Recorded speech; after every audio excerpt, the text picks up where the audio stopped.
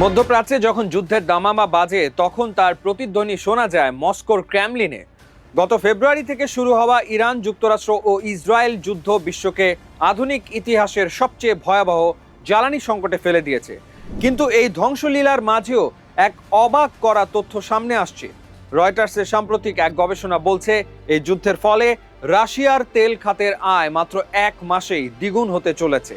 আজ আমরা বিশ্লেষণ করব যুদ্ধের আগুনে পুড়ে বাকি বিশ্ব যখন ছারখার, তখন পুতিন কিভাবে ঘরে তুলেছেন $9 বিলিয়ন বিশাল এই উইন্ডফল প্রফিট। ফেব্রুয়ারির শেষে মার্কিন ও ইসরায়েলি বিমান হামলার পর ইরান কার্যত হরমুজ প্রণালী বন্ধ করে দেয়।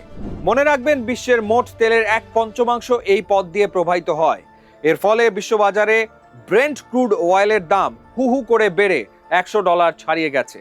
আর এই অগ্নিমূল্যের সরাসরি সুবিধা পাচ্ছে বিশ্বের দ্বিতীয় বৃহত্তম তেল রপ্তানিকারক দেশ রাশিয়া। রয়টার্সের ক্যালকুলেশন অনুযায়ী এপ্রিল মাসে রাশিয়ার প্রধান তেল কর মিনারেল এক্সট্রাকশন ট্যাক্স থেকে আয় দাঁড়াবে প্রায় $9 বিলিয়ন বা 700 বিলিয়ন রুবল। মার্চের তুলনায় এই আয় দ্বিগুণেরও বেশি। গত বছর এপ্রিলের তুলনায় এটি প্রায় 10% বেশি। 2026 সালের বাজেটে রাশিয়া যেখানে সারা বছরের জন্য 7.9 ট্রিলিয়ন রুবল আয়ের লক্ষ্যমাত্রা ধরেছিল, এই এক লাফে তারা সেই লক্ষ্যমাত্রার অনেক কাছাকাছি পৌঁছে যাচ্ছে। রাশিয়ার উরাল তেলের দাম, যা গত ফেব্রুয়ারিতে ছিল ব্যারেল প্রতি মাত্র $44.59, মার্চ মাসে তা বেড়ে দাঁড়িয়েছে $77। এটি গত বছরের অক্টোবর থেকে এখন পর্যন্ত সর্বোচ্চ মূল্য। মজার ব্যাপার হলো, রাশিয়ার এই বছরের বাজেটে তেলের দাম ধরা হয়েছিল মাত্র $59, অর্থাৎ বাজেটের চেয়ে অনেক বেশি দামে তেল বিক্রি করে রাশিয়া এখন উইন্ডফল প্রফিট বা অনাকাঙ্ক্ষিত মুনাফা অর্জন করছে। ক্রেমলিন থেকে বলা হচ্ছে, বিশ্বজুড়ে জ্বালানি সংকটের কারণে এখন রাশিয়ার জ্বালানির জন্য দেশগুলোর দীর্ঘ লাইন লেগেছে। তবে এই বিশাল আয় কি রাশিয়ার সব সমস্যার সমাধান? মোটেও না, মুদ্রার উল্টা পিঠও আছে। প্রথমত, রাশিয়ার অভ্যন্তরীণ অর্থনীতিবিদরা সতর্ক করেছেন যে 2026 সাল রাশিয়ার জন্য খুবই কঠিন হতে পারে। বছরের প্রথম 3 মাসেই রাশিয়ার বাজেটে বড় ধরনের ঘাটতি $4.58 ট্রিলিয়ন রুবল দেখা গেছে। দ্বিতীয়ত, ইউক্রেনের ড্রোন হামলা রাশিয়ার তেল শোধনাগার এবং অবকাঠামোগুলোকে ক্ষতিগ্রস্ত করছে, যা রাশিয়ার তেল উৎপাদন কমিয়ে দেওয়ার হুমকি দিচ্ছে। অর্থাৎ তেলের দাম বাড়লেও রাশিয়ার অবকাঠামো কতক্ষণ টিকে থাকে সেটাই এখন বড় প্রশ্ন। রাশিয়ার এই অভাবনীয় সাফল্যের পেছনে বড় ভূমিকা রাখছে তাদের ছায়া জাহাজ বহর বা শ্যাডো ফ্লিট। পশ্চিমা দেশগুলো রুশ তেলের ওপর প্রাইস ক্যাপ বা মূল্যসীমা বেঁধে দিলেও রাশিয়া কয়েকশো পুরনো ট্যাঙ্কারের একটি বিশাল বহর তৈরি করেছে, যা কোনো পশ্চিমা বীমা বা নিয়ম ছাড়াই তেল পরিবহন করছে।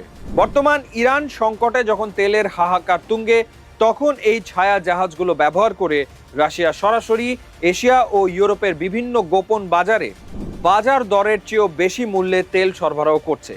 ফলে নিষেধাজ্ঞার যে দেয়াল দিয়ে পুতিনকে আটকাতে চেয়েছিল পশ্চিমারা, তেলের এই উচ্চ মূল্য সেই দেয়ালকে কার্যত অকেজো করে দিয়েছে।